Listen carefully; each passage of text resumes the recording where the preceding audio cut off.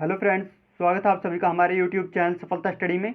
देखिए फ्रेंड्स, यहाँ पर आपको SSC CHSL tyre first exam का एनालिसिस कराया जा रहा है, जो कि आज ही 14 अक्टूबर की फर्स्ट शिफ्ट का है।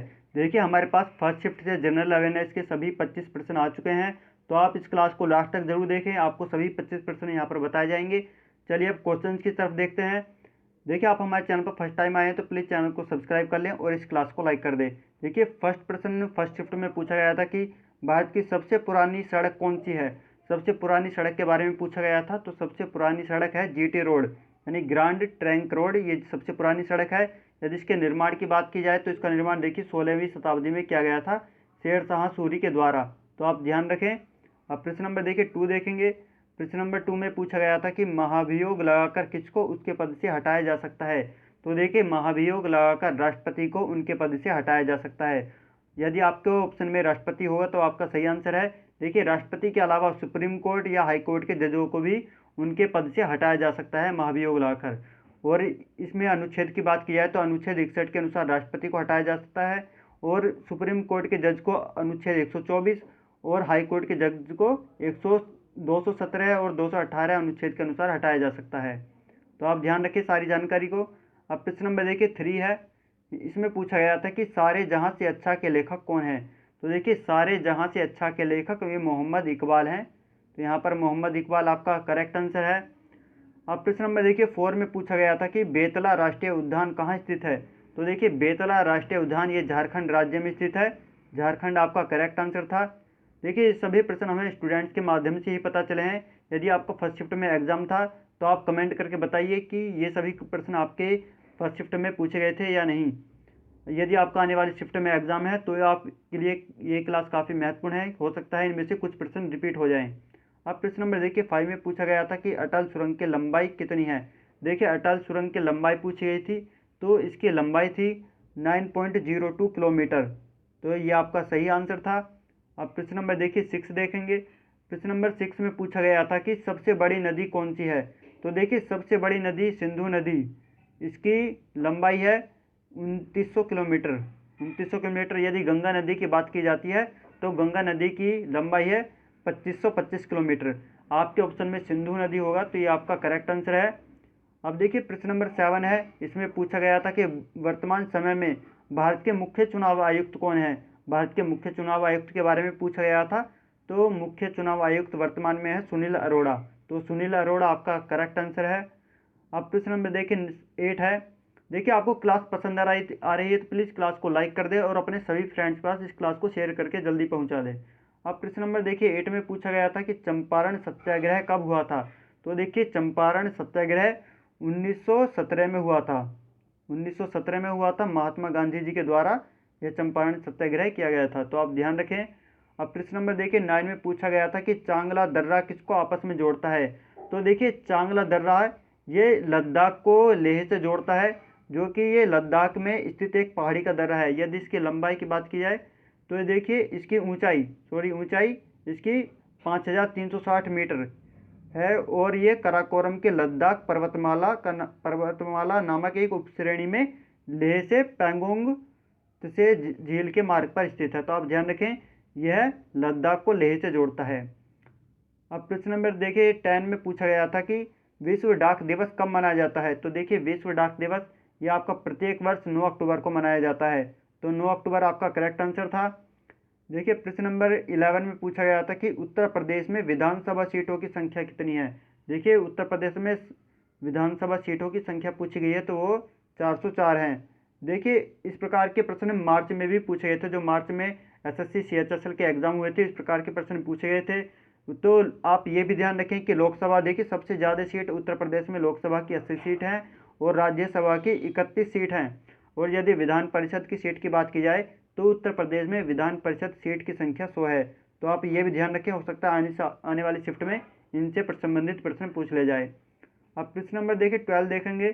तो प्रश्न नंबर 12 में पूछा गया है कि 1938 में कांग्रेस के अध्यक्ष कौन थे। तो देखिए 1938 में जो कांग्रेस के अध्यक्ष वो राजेंद्र प्रसाद और सुभाष चंद्र बोस थे, तो आपके ऑप्शन में इनमें से कोई एक होगा, राजेंद्र प्रसाद होगा, तो आपका सही आंसर हो जाएगा। अब प्रश्न नंबर देखिए 13 देखेंगे। इसमें पूछा गया था कि विटामिन की खोज किसने की थी। तो देखिए विटामिन की खोज ये फंक ने की थी, सी फंक नाम करके इनका नाम है। तो आप ध्यान रखें, यहाँ पर फंक आपका सही आंसर था। अब प्रश्न नंबर देखिए 14 में पूछा गया है कि रामनाथ कोविंद भारत के राष्ट्रपति हैं, ये कौन से नंबर के राष्ट्रपति नियुक्त किए गए थे? तो ये 14वें नंबर के राष्ट्रपति हैं, तो आप ये भी ध्यान रखेंगे। अब प्रश्न नंबर 15 देखेंगे। देखिए प्रश्न नंबर 15 में पूछा गया था कि किस देश के प्रधानमंत्री ने 2020 में हाल ही में अपना इस्तीफा दिया था? तो देखिए फ्रांस के प्रधानमंत्री ने अपना इस्तीफा दिया था, उनका नाम था एडोर्ड फिलिप। इन्होंने हाल ही में कोरोना वायरस महामारी की आलोचना की, उससे इन्होंने इस्तीफा दे दिया था। अब प्रश्न नंबर देखिए 16 है, इसमें पूछा गया है कि एसबीआई के वर्तमान में चेयर कौन है? एसबीआई के वर्तमान में चेयरमैन पूछे गए हैं, तो ये हैं दिनेश कुमार खारा, जिनके हाल ही में नियुक्ति हुई है। ये इन्होंने रजनीश कुमार का स्थान लिया था। तो आप ध्यान रखें, इन्होंने रजनीश कुमार का स्थान लिया था, वर्तमान में है दिनेश कुमार खारा। तो आप ध्यान रखेंगे। अब प्रश्न नंबर 17 है। देखिए प्रश्न नंबर 17 में पूछा गया है कि तीनों ओर से बांग्लादेश से भारत का कौन सा राज्य घिरा हुआ है? तो देखिए तीनों ओर से बांग्लादेश से भारत का त्रिपुरा राज्य घिरा हुआ है। तो आप ध्यान रखें, त्रिपुरा आपका सही आंसर है। अब प्रश्न नंबर देखिए 18 में पूछा गया है कि परमाणु रिएक्टर में प्रयुक्त ईंधन कौन सा होता है? तो देखिए परमाणु रिएक्टर में प्रयुक्त ईंधन यूरेनियम होता है। तो आपके ऑप्शन में यूरेनियम होगा, तो आपका सही आंसर है। देखिए परमाणु रिएक्टर में थोरियम का भी प्रयोग किया जाता है, लेकिन अधिकतर यूरेनियम का ही प्रयोग किया जाता है। तो आप यूरेनियम आंसर लगाएंगे। अब प्रश्न नंबर देखिए 19 में पूछा गया है कि शिवालिक पहाड़ियों का दूसरा नाम क्या है? देखिए यदि प्राचीन नाम पूछा गया होगा तो प्राचीन नाम है इसका माणक पर्वत। शिवालिक पहाड़ियों का पुराना नाम है माणक पर्वत। यदि अन्य नाम पूछे गए थे कि कोई दूसरा नाम, तो देखिए ये चूरिया हिल्स और चियोर हिल्स के और मार्गला हिल्स के नाम से भी शिवालिक पहाड़ियों को जाना जाता है। तो आप ये नाम भी ध्यान रखेंगे। यदि आपके ऑप्शन में इनसे कोई पूछा गया था तो आपका सही आंसर होगा। अब देखिए प्रश्न नंबर 20 में पूछा गया है, करंट अफेयर्स से प्रश्न पूछे जा रहे हैं कि FIH हॉकी टूर्नामेंट 2019 में किसने जीता था? तो देखिए भारतीय महिला हॉकी टीम की खिलाड़ियों ने FIH हॉकी टूर्नामेंट जीता था। तो देखिए करंट अफेयर से इन्होंने पूछा है प्रश्न, तो इन्होंने जापान को हराकर यह पुरस्कार जीता था। तो आप ध्यान रखें। देखिए आप करंट अफेयर्स पढ़ने के लिए हमारे टेलीग्राम ग्रुप को ज्वाइन कर लें। वहाँ पर आपको डेली करंट अफेयर्स और वीकली करंट अफेयर्स हिंदी और इंग्लिश दोनों लैंग्वेज में प्रोवाइड कराई जाती है। तो आप टेलीग्राम ग्रुप को जरूर ज्वाइन करें। इसका लिंक आपको इसी क्लास के डिस्क्रिप्शन में भी दिया गया है। आप प्रश्न नंबर देखिए 21 देखेंगे। देखिए प्रश्न नंबर 21 है, इसमें पूछा गया है कि हेनरी बेकुरल ने किसकी खोज की थी? तो देखिए हेनरी बेकुरल ने रेडियो एक्टिविटी की खोज की थी, रेडियो धर्मिता की 1896 में। और देखिए इन्हें इसके लिए नोबेल पुरस्कार भी मिला था, 1903 में इन्हें नोबेल पुरस्कार मिला था। तो आप ध्यान रखें, यदि इनके पुरस्कार की बात की जाए कि हेनरी बेकुरल को किसके लिए पुरस्कार मिला था, तो रेडियो धर्मिता के लिए पुरस्कार मिला था 1903 ईस्वी में। अब प्रश्न नंबर देखिए 22, एक स्टूडेंट्स के माध्यम से पता चला है कि बिहार के मुख्यमंत्री के बारे में पूछा गया है।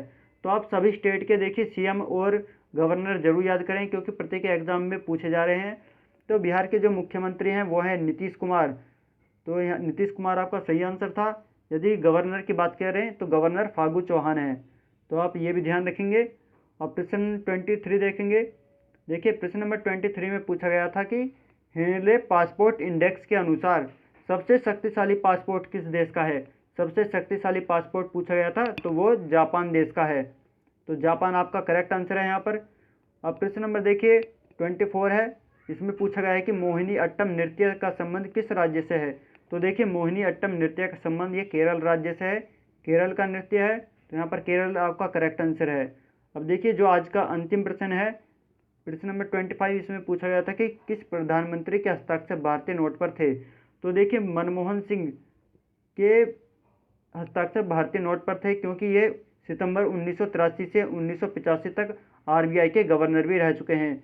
ये पूर्व प्रधानमंत्री हैं और इस समय जो प्रधानमंत्री वो नरेंद्र मोदी जी हैं। नरेंद्र मोदी जी से पहले मनमोहन सिंह का कार्यकाल था। तो आप ध्यान रखें, इनका भारतीय नोट पर हस्ताक्षर थे। देखिए हमने यहाँ पर आपको सभी 25 प्रश्न कराए हैं। तो आपको क्लास कैसी लगी कमेंट करके जरूर बताएं। आप कमेंट करके ये भी बताएं यदि आपको फर्स्ट शिफ्ट में एग्जाम था कि इसमें कितने प्रश्न फर्स्ट शिफ्ट से हैं। चलिए इस क्लास को लाइक कीजिए, अपने सभी फ्रेंड के पास शेयर जरूर कर देना इस क्लास को। और यदि चैनल को सब्सक्राइब आपने अभी तक नहीं किया है तो प्लीज़ चैनल को सब्सक्राइब जरूर कर लें और साथ ही पास वाला बेल आइकन जरूर दबाएं, जिससे आपको आने वाली नई क्लास के नोटिफिकेशन सबसे पहले प्राप्त हो सके। चलिए नेक्स्ट क्लास में फिर मिलते हैं। Thank you.